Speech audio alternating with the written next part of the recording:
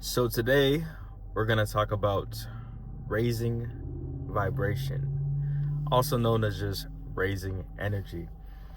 We got to think about everything being energy, you guys.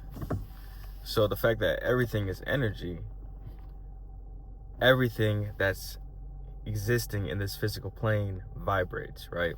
Even rocks vibrate. Water is moving, it's flowing. So us, even if we feel like we're staying still, our body is moving at a very fast rate on the molecular subatomic level. And to raise our vibration, it basically allows us more vibrations or energy or circumstances, ripple effects in the universe that align with that energy.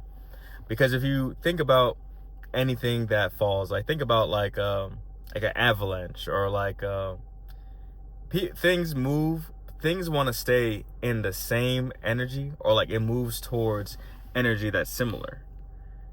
Like when people are rowdy and there be people who like the quiet people don't like to be around loud people, and loud people don't really like to be around quiet people because they want to be around more people who are going to bring their spirits up and have fun, right? Like if you're at a concert and somebody's playing music, you want people to be singing along. You want people who are dancing with you, right? So that's all the energy is. It's basically different things moving at different speeds, and depending on what frequency or what speed you're moving at, what emotional level that you're at too, because emotions are just energy in motion. There are different scales of different emotions. Like, all right, so love is the highest vibration. Love is the highest emotion. But lower emotions, or slower moving emotions, more stagnant emotions, are like anger, depression, guilt, shame, unforgiveness, things of that nature. But when you're coming from a place of love, you get more love. When you're coming from a place of uncertainty and doubt, then you're going to get more uncertainty and doubt. So in today's video, my goal, my mission is to teach you how to get from a state of low vibration to a state of higher vibration. Because I used to watch this lady, her name is Esther Hicks, and she channels this person called Abraham Hicks. And whenever she's in her channeling state, she, gives answers to people's questions. Like they have an audience, people ask her different questions about money, relationships, or whatever. And she always said this thing that I didn't quite understand until now. She'd be like, you can't get there from there. And I'd be like, I didn't understand where the there and the there was. But basically what she's trying to say is that you can't get to solution consciousness. You can't find a solution from a problem. You have to reverse engineer it. So let's just say my problem is I feel lonely and I want love in my life. But I can't get love from a place of lack. I can't get love from a place of feeling lonely. So I have to find out how to get to the place of love so that love can come to me, right? I can't get to a place of riches from a mindset of a poor person or a person who doesn't have money. I have to think like a person who already has money, so that I am in the frequency and the mindset of the money, so that when opportunities come my way, I'm ready to receive. So I'm going to tell you different ways that I get into that mindset and I get into those frequencies. So say I'm not feeling so good, or I'm feeling like I want something, right? So what I will do first, I'll get quiet and I sit with whatever I'm feeling. And sometimes I do nothing. Sometimes you have to sit in the silence and you have to do nothing, because if you take an action from a negative place, it's going to get you more negative things. So it's like people will do bad habit things from negative actions. Like people will smoke cigarettes, people will drink alcohol, they'll smoke weed, they get intoxicated, they'll text an ex, they'll get into an argument, they'll cry, it's okay to do that stuff, but you want to really be aware of yourself when you're in those negative feelings. You kind of want to gauge yourself, like, where am I at on an emotional level today? Am I at 0? Am I at 10? 0 meaning like, or 1 being like, I'm not feeling so hot, or 10 being like, I'm feeling on top of the world. I am living in my purpose. I am that man right now. So you want to gauge yourself. And personally, I use my mentor. His name is Matthew David Hurtado, and he has a book called Allow. And when I first found Matthew, he was pretty much like, give me 15 minutes and I'll give you everything to change your life. And I will say that Matthew literally did. And he gave me this method. It's called the ABC break process. And I'm going to explain it to you right now. The ABC break process, it has a few steps. The first step is kind of like what I said. You want to kind of gauge where your emotions are, where you're feeling, or whatever your problem is. Say you have a problem. I just got fired from my job. Okay. The first step in the ABC break process is, can I allow for just this moment for everything to be exactly as it is? Okay. Can I allow for just a little bit longer for everything to be exactly as it is? You answer yes or no to both these questions. If it's no, it's okay. If it's yes, it's okay. But you want to really allow things to be exactly as it is, because the more you can allow, the more you can receive the divine solution. So, can I allow for this moment for everything to be exactly as it is? Yes. Can I allow for a little bit longer for everything to be exactly as it is? Yes. Can I allow myself to go to my place of peace? Yes. And your place of peace, that may be different for every person. For me, it's thinking of playing my favorite video game, Kingdom Hearts. I got it tattooed right here. Or it's like thinking of the beach, or being with your special person, or being with your best friend, or being with your family, or whatever brings you peace. Think about that. What is that? Really feel it. What does it smell like? What does it sound like? What does it feel like? Really get your senses involved into everything, because your brain is so powerful, your mind is so powerful, that whatever you can envision and whatever you can imagine, your brain activates the same parts of the memory system and the parts of your brain as if you were actually there. So if you think about what it feels like to win $1 million or to have $1 million, your brain will activate that part. Or think of something that really happened to you. If you can think of that situation, your brain will bring you into that situation. So, can I allow for just this moment for everything to be exactly as it is? Yes. Can I allow for everything to be exactly as it is a little bit longer? Yes. Can I allow myself to go to my place of peace? Once you get to this place of peace, whatever it is, I want you to play your favorite music. So find whatever your favorite song is and play your favorite music. And I want you to be in this state, in this space, for at least 17 to 30 seconds. Stay in that space, because what you're doing right now is you're tuning yourself to that frequency. Just like how if you had a guitar and you play guitar and the note, it's off, right? You're like, you plug it, you're like, that doesn't sound right. It's not on the right note. It's not in tune. So what you're doing is you're tuning yourself into the energy of the person who has the solution. So play your favorite music and get really excited with it. Like, dance with it, have fun, play around, get really excited. Just do whatever you need to do, and do that for like 17 seconds to, however long it takes you. Then after you do that and you're feeling good, ask yourself, from this place of peace, what is my divine solution? Or like, what do I want to know? Like, what is the problem that I had, and what is the solution that I see?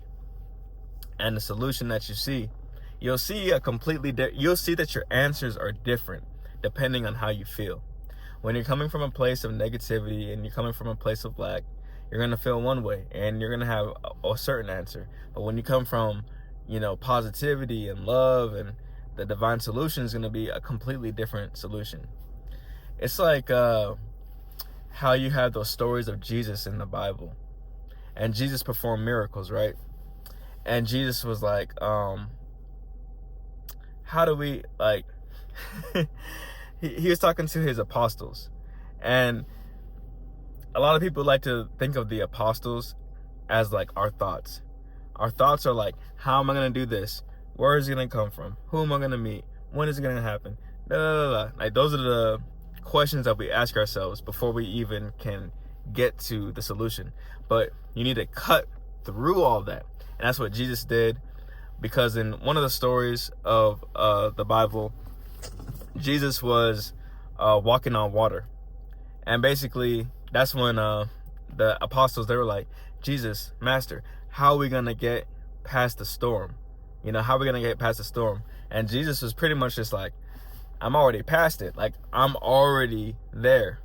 Like, I don't have to figure out how to get to it. I am it. I'm past it. So it's like you have to get to the state. That's what Jesus was trying to say, is that, you know, that's how he was able to split the loaves and the fishes and feed all them people, because he already seen that God provides it all. So there is no way to figure it out. You just have to have faith. And once you have faith and you believe it so much, it just comes to you. Let me talk to ChatGPT right now. Let's talk to ChatGPT, guys, because I love using ChatGPT. Hey, ChatGPT. I'm trying to talk to my YouTube channel, and I'm trying to explain to them like the method that Jesus used as far as raising vibration, law of attraction. There's a story in the Bible where the apostles and Jesus are in a boat, and they're asking Jesus, like, how are they going to get past the storm? And basically, Jesus was already walking on water, and he was past the storm. So can we break down that passage, and can you help me a little bit to explain it a little bit better? So let's see what ChatGPT has to say. Sure, let's break it down. In the Bible, there's a story where Jesus calms a storm while on a boat with his disciples. In one version, Jesus walks on water and invites Peter to do the same. This story is often used to illustrate faith, trust, and the idea that with belief, you can rise above challenges. From a raising vibration or law of attraction perspective, it's like focusing on positive outcomes and maintaining faith to overcome obstacles. Does that help clarify?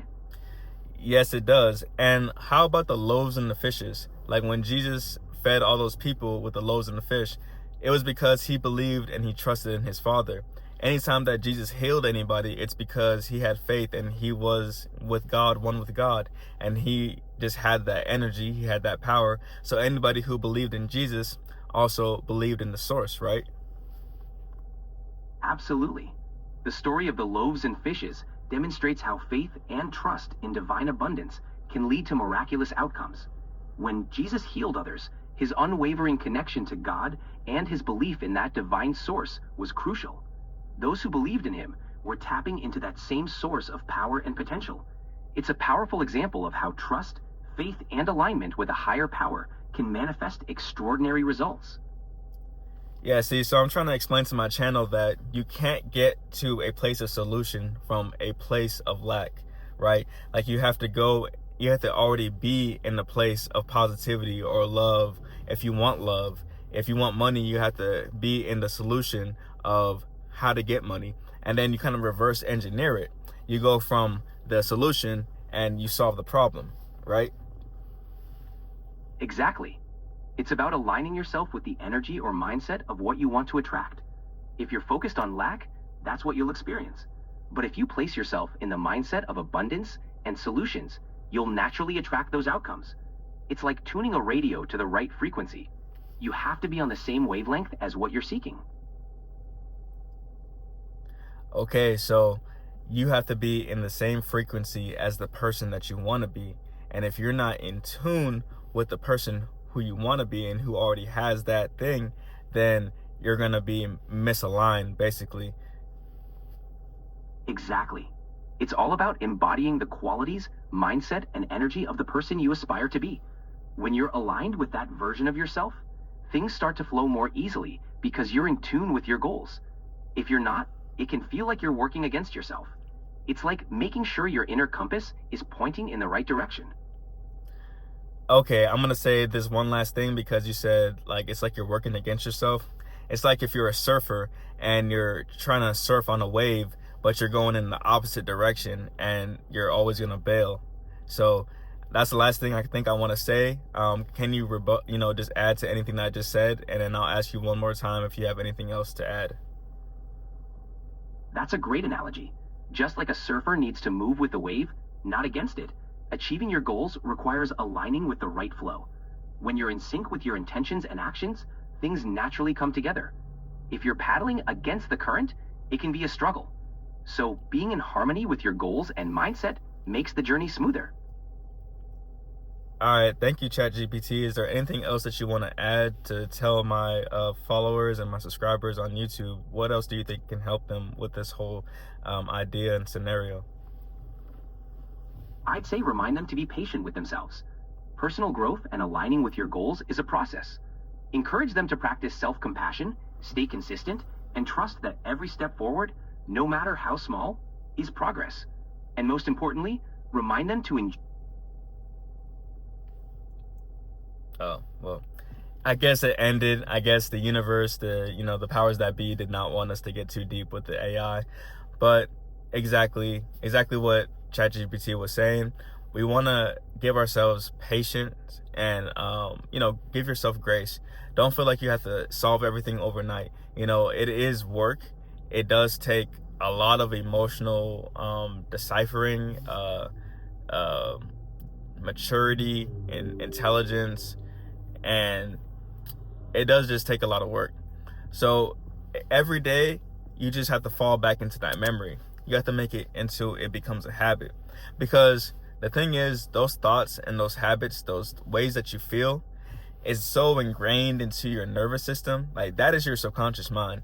Your body is your subconscious mind. So if you're used to doing something every day, if you're used to waking up at a certain time, doing a certain habit, that is because it is already ingrained into you. So you have to ingrain the new habits. You have to become the new person in order to reap those new benefits of whatever you're trying to do.